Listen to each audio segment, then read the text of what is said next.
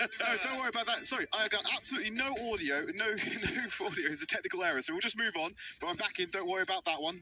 Thank the Lord. Well, today's matches, Trid, are going to be our first APAC group. First up, B-Boy versus New Artisans, followed by B-Boy versus Jupiter, and then New Artisans versus Jupiter. Yeah, of course, and then we're going to move over to a China final, which is a new addition. We're going to take a look into that emerging region, and then we're going to go back to our regularly scheduled programming of going back to Europe, where we have Tribe, Code Magic Purple, and Clash to round out the day. Yeah, a really important day for teams like Tribe in Europe. I'm really excited for that region in particular. But let's take a look first at the leaderboards in the APAC region. Jupiter and PSG, as we know, have already qualified. They are safe going to Worlds, but there's still a lot of prize money on the line in this region today. Yeah, that's all really these teams can play for at this point. So I don't know, there's still a lot to play for, but they can't get that World Finals tournament. Speaking of World Finals, this is the list of all of our qualified teams so far. Most of them have been finished out. We still would decide 2 slots in EU, Middle East. Все нормально. Погнали. Region as well to find out our final 3 teams. Yeah, those regions in particular are incredibly exciting. It's been neck and neck throughout this entire competition, and it is coming to a close, potentially even today. We'll have to wait and see for the European region. But first up, B-Boy versus New Artisans. New Artisans haven't really made much of an appearance this year in the monthly finals, so I'm personally really looking forward to seeing how they're going to play today.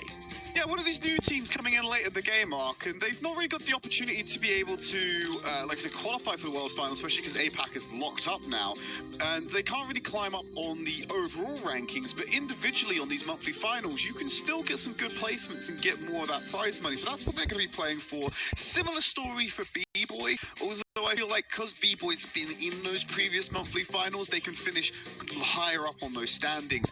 Not that it will change the outcome when it comes down to the end of the year, but it does set a good precedent moving in for subsequent years of Brawl Esports, should they arise. Yeah, absolutely. Getting your face out there early on is so important, because you just never know what next year is going to bring. And as this year came as such a huge surprise to all of us, I have no doubt that next year is going to be equally, if not more exciting than this. So I'm really looking forward to seeing, how these teams kind of continue on in their journey within esports. And that's the thing for me.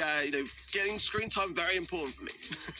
Okay, let's move on to let's have a look at the bans. We've got Surge and Gale being removed here for B-Boy and New Artisans respectively. Unsurprising, still 2 very potent brawlers still in the game. It does leave a few other options up for play in this series though. Yeah, Surge has been a wrecking ball since he came into the meta and seems to be showing no signs of slowing down. The first map will be Crossroads. The game mode, of course, will be Heist. So I would imagine to see some long-range brawls here, and as Surge is out of the mix here, that's definitely going to make a change. Gale as well is a real prominent force in Heist with his mechanics, his stun. So those 2 brawls here make a big impact actually being banned out of things. Yeah, so you've already alluded to might see a bit of range here, especially with the length being made up on this one. Could potentially see the likes of Brock coming into this as a good solution. I think he's been getting a bit of play time when it comes down to certain high maps. Maybe something tankier. We've seen a lot of people like to run things like Daryl occasionally to get onto these safes and cause damage, bit of BB as well. But it looks like we're actually going to see Carl, Max, and the Colt for the side of B-Boy. And it looks like New Artisans are bringing that Brock to the table.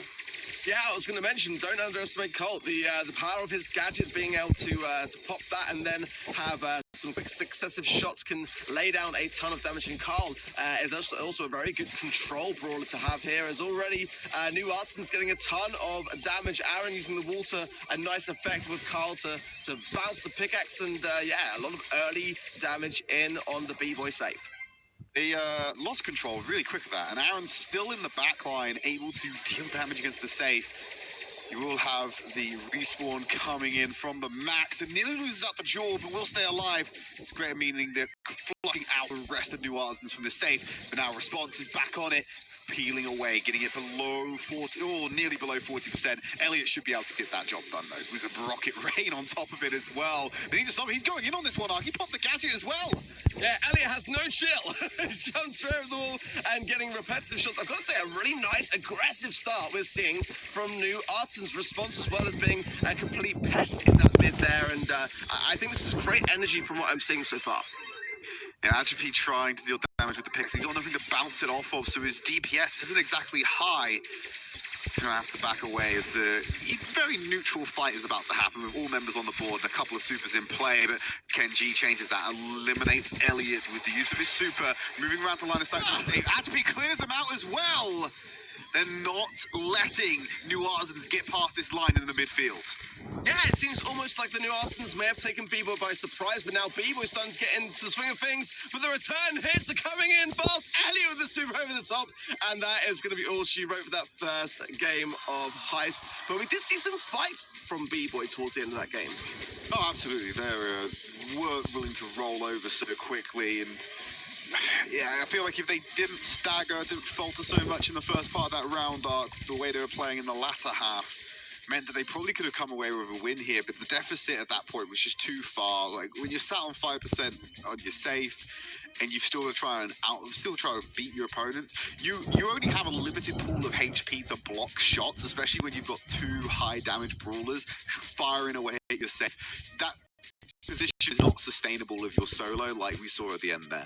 Yeah, but this time around, you know, B-Boy have got a chance to kind of reconsider their early game, and that might play a big role in how this one turns out. I've got to say, I do like the way that New Arsens are coming out swinging. They know that as the potential underdog this week, they've got to make a stand, and they have been showing that in the early stages, but whether they can continue that through into the next games is what's going to matter most.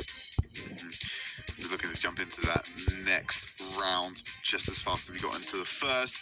Any adaptations to come in? I think both teams were quite comfortable with what they did. We're jumping into that next game. We'll see if I'm right about that one, Ark, because actually there has been some changes. Atrophy's moving over to the Sprout. Yeah, Sprout here can be good. Definitely more kind of controlling option, I would say, and can shut down lanes very successfully with that super, and the kind of terrain, the walls of this map are pretty much directly suited towards that. So I can see that being a good pick, and already a Chappy putting a lot of pressure on Elliott, and forcing Elliott to go aggressive. Does get the takedown, though, and watch out for the damage that he will place from that right-hand side. As soon as Atrophy gets back on the respawn, he should be able to deter Elliott from carrying on. But if Elliott can just go aggressive like that every time, Atrophy's going to have a real bad time trying to defend this right-hand lane solo. And Elliott's going to go for it again. Jumps over the top, gets himself into a position. There's the super from Atrophy to shut down the sightlines, and he will get a hold of Elliott. Ark, Elliott burned 2 gadgets so far this early into the round to try and make that work. Yeah, well observed. Yeah, absolutely. That might come into play a little bit. Elliott has definitely been using that gadget on the right-hand side to sort of jump over the terrain, and there it is again. So aggressive. New Arsens want to get this just over and done with as quickly as they can, and the damage is raining down. It's a bit of a base race, Shred.